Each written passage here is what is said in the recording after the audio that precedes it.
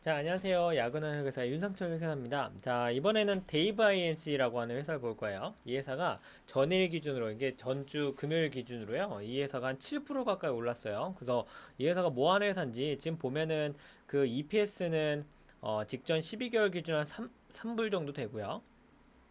시총은 한 3조, 4조 정도 되는 거죠. 그리고 퍼가 굉장히 높아요. 200배, 300배 되는데, 얼마나 성장세가 높길래. 그리고 이제 스트롱리 바이를 외치고 있습니다. 애널리스트는. 그래서 이 회사에 한번 텐케이 보고서 한번 같이 보면서 뭐 하는 회사인지 한번 살펴볼게요. 자, 일단, 보면은, 자, 제일 밑에부터 볼까요? 데이브는 AI 기반 0% 오버래프트 무수수료 디지털 뱅킹. 이제 뭐 대부업 같은 업을 하는 거죠. 근데 핀테크로 이제 AI 기반에서 업무를 수행한다. 라는 걸로 24년 매출이 이게 매출이 전년도 대비 34% 성장했대요. 이제 이걸 기반으로 주가가 좀 올라온 것 같아 보이죠. 그래서 이 회사는 근데 어떤 걸로 좀 그 특징을 일단 주가가 굉장히 많이 올랐죠. 지금 보면은 5월 한 초반쯤에 5월 첫째 주 정도에 주가가 뽕 뛰었어요. 네, 그 뒤로도 이제 상승세를 보이는데, 이렇게 좀 그 뭐죠? 이렇게 좀 그 횡보를 하다가 요때 뽕 튄 이유가 뭘까?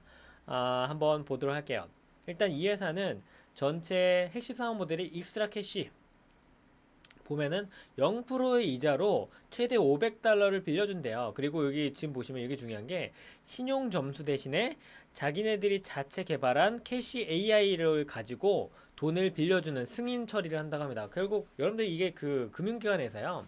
어떻게 그 돈을 빌려가는 차주를 대상으로 신용평가할 거냐가 되게 좀 중요해요. 그 법인의 경우에는 신용평가 회사들의 업무가 있잖아요. 그리고 개인의 경우에는 일선 그 대출기관, 뭐 은행과 같은 곳에서 이 개인의 신용등 어떻게 그 뭐죠 판단할 거냐는 되게 어려운 주제입니다. 왜냐면 보통 우리가 은행과 거래할 때 거래 실적을 쌓고 뭐 카드를 많이 쓰고 대출을 많이 갚아오면 신용등급이 쌓이잖아요. 이렇게 이 사람의 과거 이력을 확인할 수 있으면 그거에 비반해서 돈을 빌려주는데 타당성을 가질 수 있어요. 이 사람은 과거에 몇 년 동안 돈을 잘 갚아왔으니 앞으로도 그럴 거야 라는 거죠.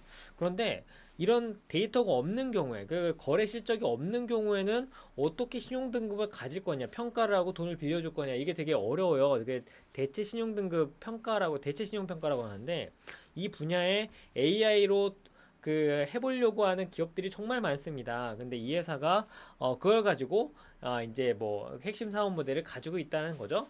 그리고 이제 최근에 그 이런 거래를 얘는 직접 돈이 없잖아요. 그래서 거래 대출의 실행 등을 파트너 은행사랑 하고 있는데 그걸 이제 데빗 체킹이라고 하는 서비스로 제공을 하고 있고, 그리고 이제 뭐 보시면 개인의 파이낸셜 매니지먼트라고 해서 지출 예측 뭐 그리고 일자리 매칭 다양한 서비스를 하는 단지 그 대출 심사만 하는 게 아니고, 그래서 전체 매출의 90%는 서비스 수익에서 얻는데, 프로세싱 피 보면 주석이 달려있죠. 프로세싱 피 보면 익스트라 캐시를 즉시 수령할 때 선택적으로 지불하는 가속, 그리고 돈을 내가 원할 때 지금 받으려면 수를 더 내야 되는 구조겠죠. 그리고 팁스라고 있는데 주요 투자 포인트 한번 볼까요? 수익의 83%가 프로세싱과 팁스 방금 얘기했던 그건데 요게 AI 기반으로 얘가 심사를 하면서 한도를 증액시켜주는 의사결정을 한다는 거죠.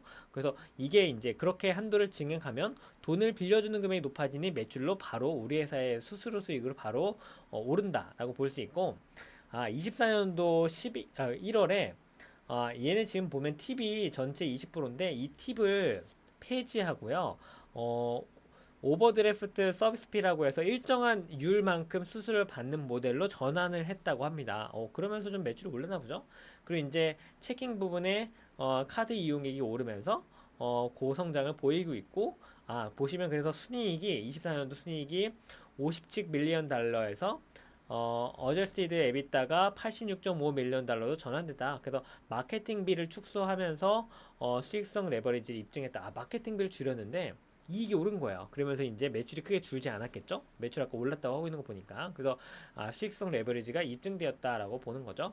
한번 좀 더 자세히 볼까요? 지금 익스트라 캐시나 아까 보셨던 서브스크립션이나 데이브 체킹 이런 거 다 매출이 미국에서만 발생. 얘네는 이제 그 미국에서만 하는 그 수행하는 로컬 플랫폼이다라고 볼 수 있는 거죠. 이게 사실 그럴 수밖에 없는 게 해외로 진출하려고 해도 기본적으로는 금융기관을 끼고 들어가야 되잖아요. 그러다 보니까 해외에 있는 금융기관과 어떤 방식의 협의할 거냐. 보통 이런 거는 금융당국과 협의와 승인을 거쳐야 되는 경우가 많기 때문에 지금은 철저하게 미국 로컬 기업이다라고 볼 수 있겠죠. 어떤 뭐 비즈니스에서의 우위가 있느냐, 시장 규모에서 보면은 파이낸셜 커핑 벌러너블 인구가 1억 8억. 이게 그 돈을 빌리기 어려운 재정적으로 좀 떠들리는 애들이 이제 1.8억 명이나 되는데, 걔네가 지출하는 은행 수수료가 부담된다. 그래서 얘네가 접근 가능한 마켓으로 이제 볼 수 있는 거고, 기술 우위. 지금 얘네가 아까 그 캐시 AI라고 하는 뭐죠? 심사평가를 하지 않고도 평가를 할 수 있는 그 AI 모델로 1.8억 건이나 1.18억 건이나 대출을 실행했다. 그래서 이걸 학습해서 한도를 좀 높여나가면서 수수료를 안전하게 챙길 수 있는 그런 그 구조를 마련했다라는 거죠. 그리고 이제 소송은 일부 걸려 있기는 하고, 네, 늘어나죠. 그리고 이제 기존에는 단일 은행에만 의존하던 것을 지금은 다른 은행과 파트너십을 체결하면서 이제 확대하고 있다. 그래서 얘는 기본적으로 금융기관을 끼고 금융기관이 대금을 실행하는 구조기 때문에 협의를 맺고 있는 금융기관이 많아질수록 고객군이 넓어진 효과가 있겠죠. 기본적으로 근데 우리나라와 미국은 금융구조가 좀 달라서요. 새로운 은행에 계좌를 튼다. 이거 되게 우리나라처럼 쉽지 않아. 우리나라도 그때는 어렵긴 합니다만. 그래서 이 금융기관 자체를 늘려나가면 그 금융기관이 거래하는 고객에 대한 서비스를 높여나갈 수 있는 거죠. 그런 얘기를 하고 있어요. 그리고 보면 전 직원이 274명인데, 전원이 원격 근무를 한다고 합니다. 이게 쉬울까요? 원격 근무 생각보다 관리가 어려울 텐데, 그죠? 자, 그래서 투자 포인트를 보면 은행 리스크 해결됐고, 소송 규모가 확정되면 그때 이제 리스크가 있을 수 있다. 여기 보시면 투자의 특이점으로 가격 모델, 아까 전에 이제 팁 폐지하고 고정 피를 받는 걸로 넘어갔다라고 했죠. 그리고 대손 비용, 이거 중요하죠. 얘네가 이제 돈을 빌려주고 못 받으면서 비용 처리하는 그 금액의 비중이 매출액의 15%인데 전년 22.5%에서 축소했다. 여러분들 그거 아세요? 러시안 캐시라고 혹시 아세요? 예전에 있던 그 서비스잖아요. 이 회사가 돈을 빌려주고 못 받을 걸로 예상하는 금액의 비율, 이 대손의 비율이 한 15% 정도 돼요. 그러니까 얘네도 엄격하게 개인에 대한 심사를 통해서 대출을 하는 애들과 비슷한 수준으로 대손 비용이 떨어졌다는 얘기예요. 이게 AR을 통해서 대출을 하더라도 못 받을 걸로 예상되는 그 비율이 줄어드니 금액은 빠르게 더 많이 대출해주면서 비교적 심사를 빡세게 하는 애들과 비슷하게 안전하게 회수를 하는 구조를 가졌다라는 거죠. 그래서 스케일 확장의 여력이 있다. 그래서 이제 여기 보시면 컨버터블 노트를 상환했대요. 돈이 이제 좀 많이 쌓이니까 그 부채를 상환했다는 거죠. 그래서 이자 부담이 매년 8밀리언 달러가 절감되었다라고 하고 있고, 수년금이 증가하면서 추가로 이제 자금을 조달해야 되는 압력이 완화되었다라고 하고 있습니다. 그래서 여기 재무 특이점 보면 얘네 익스트라 캐시의 원리금 회수 평균이 11일. 얘네 돈을 빌려주면요, 이 수수료를 얻을 때가 11일밖에 안 걸려요. 그러니 대금이 빨리빨리 도는 거죠. 그러니까 얘네가 다른 금융기관 대비 돈을 적게 가지고 있으면서도 이 돈을 빠르게 회전해서 수수료를 얻으니까 훨씬 더 많은 매출과 수익이 발생하겠죠. 그런 얘기를 하고 있고요. 아까 전에 그리고 추가로 대손율은 떨어졌다고 했잖아요. 그래서 더 적은 자금을 가지고 더 많이 빌려주는데 대손율은 떨어졌다. 그러니까 얘가 뭔가 레버리지가 많이 이제 자금을 좀만 우리가 들여오면 그걸 가지고 폭발적으로 이익이 늘어날 수 있는 여지가 생긴 것이죠. 그런 얘기가 되어 있습니다. 그래서 투자 포인트는 고속으로 회전하는 익스트라 캐시 모델이 자기 자본 수익률을 빠르게 끌어올릴 구조를 가졌다. 잠깐만. ROE 볼까요? ROE가 30%나 돼요. 투자금이 다음 연도에 30%의 수익률을 가져온다. 그 얘기가 딱 맞는 얘기네요. 그래서 이 회사는 고속으로 회전하는 적은 돈을 가지고 빠르게 굴려서 많은 이익을 남기는 그 구조가 자기 자본 수익률을 빠르게 끌어올리고 있다. 그래서 지금 보시면 그 성장 속도는 알겠는데 그 자산의 회전이 지속되면서 대손율이 혹시나 증가되는지 여부가 좀 중요한 회사가 되겠다라는 얘기를 하고 있어요. 그래서 여기 보시면 이 회사는 뭐하는 회사냐, 아까 처음 봤던 거죠. 그래서 이 회사가 수수료 체계를 아까 팁에서 고정률로 단순화했고, 은행 파트너를 다변화했고, 소송의 불확실성 해소가 중요 주가의 촉매다. 그래서 자산 회전율이 높은 건 굉장히 중요한 이슈고 좋은 이슈고, 자산 대비 매출이 1.16배로서 업계 핀테크 업계 최상위 구조를 유지하고 있다. 그래서 만약에 대손만 잘 관리가 되면 높은 자기자본 수익률 상승이 이미 30%인데 더 많이 상승할 걸로 예상한다고 그죠? 되게 좀 특이한 사업 구조네요. 자, 그래서 이제 위에서 나온 얘기 이렇게 그 뭐죠?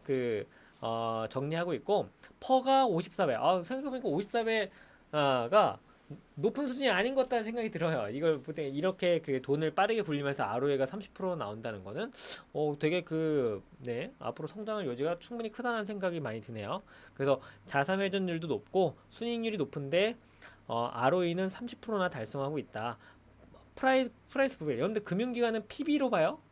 제가 그때 아마 다른 클립에서 얘기했던 것 같은데, 금융기관은 자기가 가지고 있는 자본금이 매출을 높일 수 있는 촉매가 되기 때문에 프라이스 북밸류로 보는데 그게 14%밖에 안 된다. 근데 사실 금융기관 지금 높은 수치인데 ROE가 높게 유지되니까 뭐 정당화가 가능하다는 얘기죠. 보통 우리나라의 프라이스 북밸류 레이셔가 우리나라 4대 은행 한 1 수준이에요. 그러니까 자본금이 거의 이제 프라이스를 거의 결정하는 구조, 시가총액을 거의 결정하는 구조인데 그게 14배로 높지만 ROE가 30%나 된다. 정당화 될 수 있다는 얘기죠.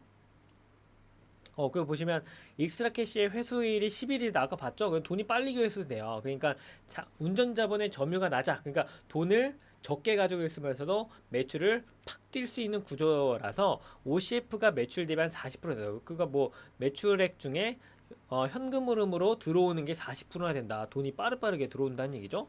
그래서 뭐 좋은 얘기 이렇게 나와 있습니다. 굉장히 금융업이라서 좀 어렵긴 한데요. 얘네가 가지고 있는 기본적인 그 설명 자체가 금융업은 돈을 빠르게 굴려서 이익을 많이 내는 게 좋은데 딱 그 구조로 가고 있다는 얘기를 하고 있어요. 그래서 결론은 익스트라 캐시의 초고속 회전과 KCI 기반의 대손 관리가 잘 되고 고정피가 도입되어서 ROE가 30% 이상 유지가 되고 있다. 그래서 고성장이 예상되는데 향후에 뭐 대손율이 혹시라도 조금이라도 오르면 이제 그 고성장이 깨지는 거죠. 그리고 소송 이런 것들 잘 볼 필요가 있다라는 얘기를 하고 있고요. 주가가 여기 때 빨리 올랐는데 이때 뭐 알았으면은 요때 이후로 거의 한 두세 배 올랐네요. 한번 볼까요? 그래서 이 차트에 대한 설명을 보면 뭐 그 기본적으로 앞에서 요약을 보면 회전율이 자본 효율을 폭발적으로 끌어올려서 ROE가 30%가 됐다. 그리고 수수료 체계 고정화와 은행 다변화로 규제 리스크를 선제로 해소했다. 그래서 대손율 관리가 유지되는지가 추적을 해야 된다라는 얘기죠. 그래서 1분기 25년도 1분기에는 3월 말까 2월 14일까지 보면 주가가 한 요 정도 8불에서요.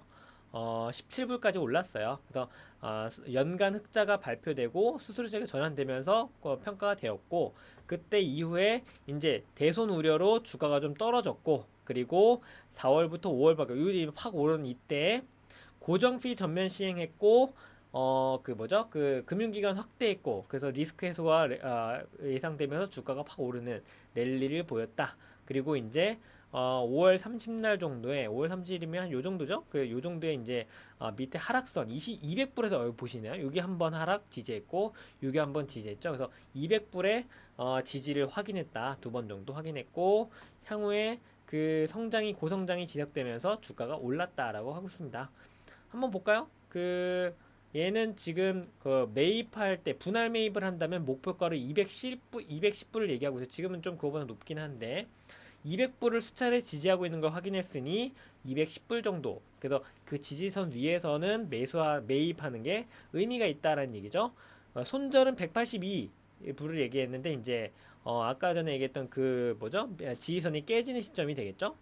1차 목표는 282불. 그리고 이제 그게 이제 7월 7일 날 고점이었던 걸로 보이고 2차 목표가는 330불인데 신고가인데 왜 그렇게 생각하는지 볼까요? 330불이면 최저가에서 최고가를 찍었을 때 그 상승폭의 1.16배 정도 되는 게 한 330불이라고 합니다. 뭐 퍼가 65배 정도 되는 수준이래요. 이 정도라면 버틸만 하다라는 얘기를 제시하고 있네요.